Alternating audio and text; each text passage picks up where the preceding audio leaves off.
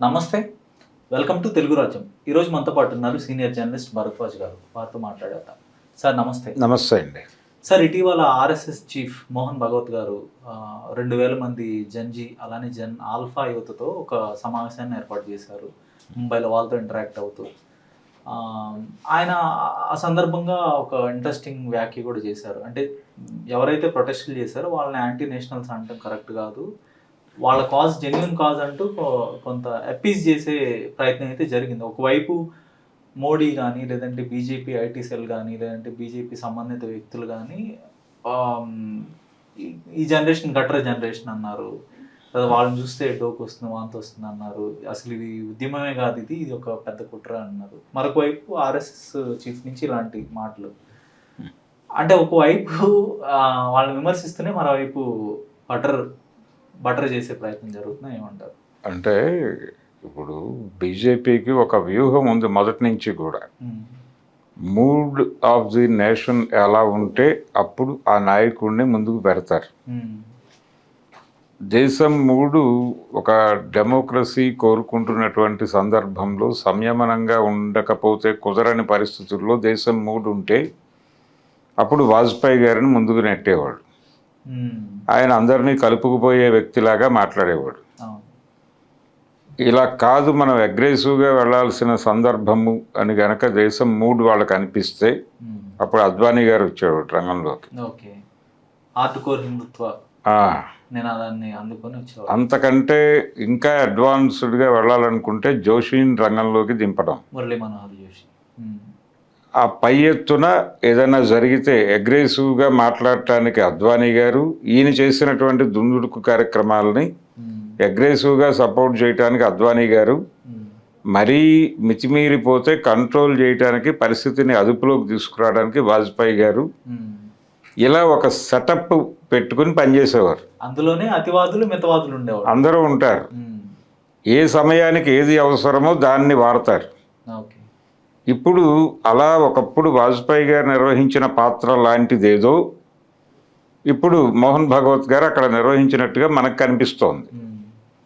అయితే దీనిలో ఇంకొకటి నడిచింది మొన్నటిదాకా, ఇప్పటికీ స్టిల్ రన్నింగ్ ఒక స్పెక్యులేషన్ ఏంటంటే, యాక్చువల్గా ఈ జన్జీ వెనకాల ఆర్ఎస్ఎస్ పాజిటివ్గా మాట్లాడటం వెనకాల బొంబాయి ఇండస్ట్రియల్ లాబీ ఉందని, మహారాష్ట్ర ఇండస్ట్రియల్ లాబీకి గుజరాత్ ఇండస్ట్రియల్ లాబీకి మధ్య గొడవలు ఈ రోజు కాదు, విడిపోయిన రాష్ట్రం కదా అది, యుద్ధం చేసి గుజరాత్. సో ఇదంతా ఉమ్మడి గోలే. అక్కడి నుంచి విడిపోయిన తర్వాత వాళ్ళిద్దరి మధ్య కురు పాండవుల మధ్య ఉన్నంత వైషమ్యం కలదు. కాబట్టి ఆ నేపథ్యంలో దీన్ని చూడాలి. ఇక్కడ ఆ జన్జీకి ఊపిరి ఇచ్చినటువంటి కుర్రాడు ఎవరైతే అభిజిత్ ఉన్నాడో అతను ఆ ప్రాంతానికి చెందినవాడు, మహారాష్ట్రకి చెందినవాడు, ఔరంగాబాద్ కుర్రాడు, అతను పూణేలో చదువుకున్నాడు. సో అతన్ని ప్రొటెక్ట్ చేయటం అనేది వ్యూహాత్మకంగా జరుగుతున్నదే అని ఒక నేరేటివ్, అది అవాస్తవం. కానీ దాన్ని ప్రమోట్ చేస్తున్నారు. ఎక్కడ చేస్తున్నారు ఇదంతా? సోషల్ మీడియాలో మిడిల్ క్లాస్ని కన్ఫ్యూజన్లో పెట్టడం కోసం ఈ వ్యూహం, ఈ ప్రచారం. వీళ్ళు అభిజిత్ వైపు వెళ్ళరు. ఇదేదో ఇంటర్నల్ గొడవలాగా అనిపించేలాగా డిజైన్ జరుగుతుంది. అసలు అభిజిత్ని ఆల్టర్నేటివ్గా ప్రకటించేద్దాం, అతను ఉంటాడా ఓడతాడా, అతను బాంబే ఇండస్ట్రియల్ లాబీ మనిషా, ఇవన్నీ కాదు. ముందు అతని వైపు జనాలు కదులుతున్నారు కాబట్టి వ్యూహం ప్రకారం అతన్ని భుజాన్ని వేసుకుని ముందుకెళ్ళటమే. అతను వెళ్ళిపోతే ఆ ఇన్స్పిరేషన్లో ఇంకెవడో పుడతాడు. ఈ పద్ధతిలో ఆలోచించట్లేదు ఎవరు. సార్ బాంబేకి కానీ మహారాష్ట్రకి కానీ మరాఠాకి కానీ ఒక లాబీ అంటూ ఉందా దేశ రాజకీయాల్లో ఒక చక్రం తిప్పడానికి? ఉందని కదా. ఇప్పుడు పవార్ వీళ్ళందరూ, అలాగే అక్కడ ఉన్నటువంటి శివసేన, ఈ బ్యాచెస్ అన్నీ కూడా అక్కడ ఇండస్ట్రియల్ లాబీని ప్రొటెక్ట్ చేసుకుంటూ నడుస్తున్న పొలిటికల్ లాబీ అనే కదా. కాబట్టి ఉంది, లేదని అంటానికి లేదు, ఇండస్ట్రియల్ లాబీ ఉంది. అయితే దాని మీద కూడా గుజరాత్ లాబీ అదుపు ఉంది, అది నిజం. ఇక్కడ బాంబే ఇండస్ట్రియల్ లాబీని వీళ్ళు కంట్రోల్లోకి తీసుకోవటానికి కూడా హిందుత్వానే ఉపయోగపడింది. బాంబే ఈ స్మగ్లర్స్ అడ్డా అనేది ఎస్టాబ్లిష్ చేయడం ద్వారా వాళ్ళ కంట్రోలింగ్ ప్రోగ్రాంలో భాగంగా వీళ్ళు అతిగా ఇన్వాల్వ్ అయిపోయి వీళ్ళందరినీ కంట్రోల్ చేసేటువంటి ప్రయత్నం చేశారు. అది కాంగ్రెస్ పార్టీ నుంచి మొదలైంది, బీజేపీ టైంలో కొంచెం అగ్రెసివ్గా జరిగింది. సో ఇప్పుడు వాళ్ళు టోటల్గా వాళ్ళ అజమాయిషీలోనే ఉంది సినిమా. కానీ ఇప్పుడు వాంటెడ్గానే దీన్ని మార్కెట్లో పెట్టారు, వీళ్ళే పెట్టి ప్రచారం చేయిస్తున్నారు. ఈ మిడిల్ క్లాస్ బ్యాచ్ అంతా కూడా దానికి అట్రాక్ట్ అయ్యి, చెప్పానా నేను, ఇది వాళ్ళ ఇంటర్నల్ గొడవట, వీళ్ళు రెచ్చగొడుతున్నారు, ఆర్ఎస్ఎస్ కూడా ఎందుకో కొంత ఇటువైపు ఉంది, చూసారా నేను చెప్పాను, మొన్నే చెప్పాను కదా మీకు, మోహన్ భగవత్ ఏం మాట్లాడాడో విన్నారు కదా అని మాట్లాడుకోవటానికి కూడా ఒక స్కోప్ ఇచ్చినటువంటి పరిస్థితి ఇది. ఏది నిన్న జరిగినటువంటి సమావేశంలో వారి ప్రసంగం. కానీ ఒక పాజిటివ్ సైన్ కూడా ఇవ్వాలి ఉద్యమానికి. రేపొద్దున ఆ బ్యాచ్తో డైలాగ్లోకి వెళ్ళడానికి ఎవడో ఒకడు కావాలి. ఆ డైలాగ్లోకి వెళ్ళటం కోసం ఒక 2-3 ఈ తరహాలో మార్కెట్లో పెడతారు వీళ్ళే. పెట్టి అగ్రెసివ్గా వెళ్ళమని వాళ్ళ సోషల్ మీడియాకి చెప్తారు. వాళ్ళ సోషల్ మీడియా హ్యాండిల్స్కి చెప్పింది ఒకళ్ళకి చెప్పింది ఇంకొకళ్ళకి చెప్పరు. ఎవరి వ్యూహం వాళ్ళది, అన్నీ జరగాలి.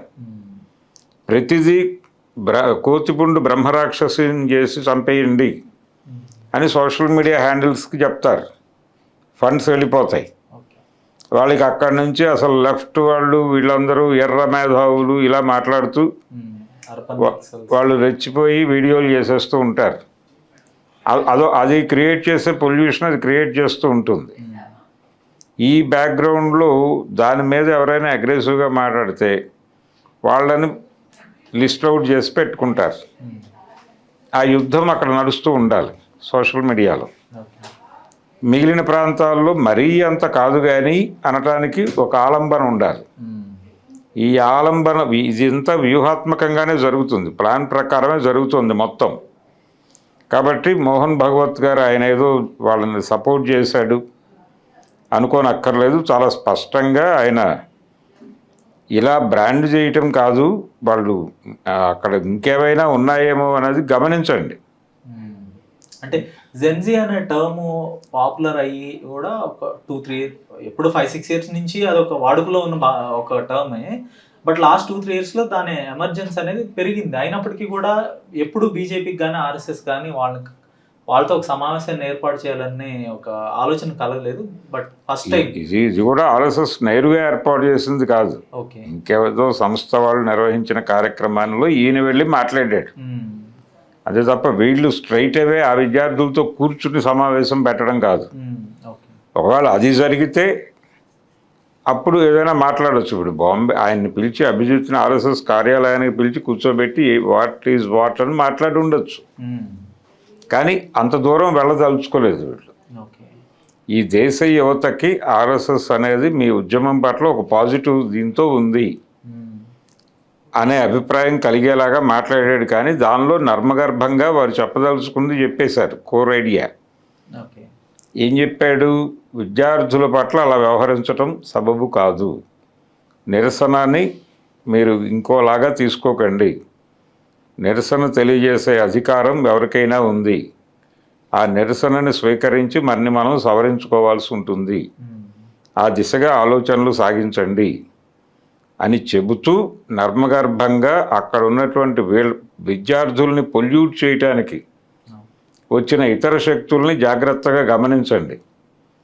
మీ బిహేవియర్ నుంచి వీళ్ళని వాళ్ళ కంట్రోల్లోకి నెట్టకండి, వీళ్ళని మన కంట్రోల్లో పెట్టుకుని మన పద్ధతుల్లో నడిపించాల్సినటువంటి అవసరం ఉంది, దీన్ని మర్చిపోకండి అని హితవు చెప్పాడు ఆయన. మరొక వాదన ఏంటంటే ఆర్ఎస్ఎస్కి బీజేపీకి కొంత మధ్యలో గ్యాప్ ఉంది. లేదంటే మోడీ, గుజరాతీ ద్వయం ఎవరైతే ఉన్నారు అమిత్ షా, మోడీ, వారికను ఈ ఆర్ఎస్ఎస్లో ఉన్న వ్యక్తులకి పొసగడం లేదు, వాళ్ళ పెత్తనాన్ని సహించడం లేదు అనేది కూడా ఒక రూమర్ ఉంది. ఇది ఎంతవరకు నిజం? నిజంగా మోహన్ భగవత్కి మోదీ షాలకి ఏదైనా గ్యాప్ ఉందా? గ్యాప్లు ఏం లేవండి వాళ్ళ మధ్య. ఓకే, సమన్వయం ఉంది. ఓకే, సమన్వయం ఉంది. అయితే ఈ గ్యాప్ ఉంది అనేది వాళ్ళు చెప్పుకుంటారు. వాళ్ళు ఓపెన్గానే చెప్పుకుంటారు, మేమేమి బీజేపీని సపోర్ట్ చేయటం లేదు అంటాడు ఆయన. ఓకే. మేము ఈ దేశంలో ఎవరు ధర్మాన్ని నిలబెడతారో వాళ్ళ పక్షాన్ని నిలబడతాం. అది కాంగ్రెస్ పార్టీ చేస్తారంటే కాంగ్రెస్ పార్టీ వైపు కూడా నిలబడతాం మేము అని చెప్పేస్తాడు ఆయన, ఓకే. ఎవరైనా వెళ్ళి అడిగితే. కాకపోతే ఐడియాలజికల్గా మా అభిప్రాయాలకి వాళ్ళ అభిప్రాయాలకి ఉన్న ఇది ఆ లింకుతోనూ, అలాగే అక్కడ ఉన్నటువంటి వాళ్ళు చాలామంది మా నుంచి కదిలిన వాళ్ళు కావటం వలనను ఆ సంబంధాలు నడుస్తున్నాయి తప్ప అదేదో మేము ఫ్లోట్ చేసిన సంస్థ కాదు. జనసంఘ్ కావచ్చు, బీజేపీ కావచ్చు అనే చెప్పుకుంటారు వాళ్ళు, వాళ్ళ డాక్యుమెంట్స్లో కూడా అదే ఉంటుంది. కానీ ఇది కాదు, పాతాళ లోకంలో వాళ్ళ సంబంధాలు ఉంటాయి, బయటికి మాత్రం మాకు మేమే మీకు మీరే అన్నట్టుగా ఉంటారు. ఇదొక వ్యూహం. కాబట్టి ఇక్కడ ఏది వాళ్ళు మాట్లాడిన దాన్ని మాట్లాడిన టోన్లో తీసుకుంటే ప్రమాదం. ప్రస్తుతానికి మోహన్ భగవత్తో వాజ్పేయి వేషం కట్టించారు, అంతవరకే చూడాలి. అంతకు మించి ఆలోచిస్తే కన్ఫ్యూజన్ మొదలవుతుంది. వాళ్ళ లక్ష్యం అదే, కన్ఫ్యూజ్ చేయటమే. కన్ఫ్యూజ్ చేయటం కోసం ఎన్ని డ్రామాలు ఆడుతున్నారు. అందుకని ఈ అన్ని డ్రామాలని ఎక్స్పోజ్ చేసుకుంటూ వెళ్ళాలి. వాళ్ళలో ఏకసూత్రత ఉంది.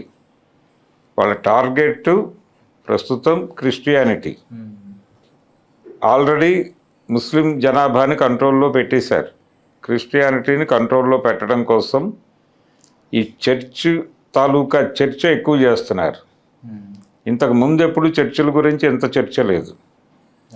ఎన్నడూ జరగనంత చర్చ మీద జరుపుతున్నారు అనే దాన్ని పట్టుకొని కొట్టాలి. ఇవేవి పాత విషయాలు కాదు. ఇప్పుడు ఆ విదేశీ విరాళాలది కొత్త గొడవ కాదు.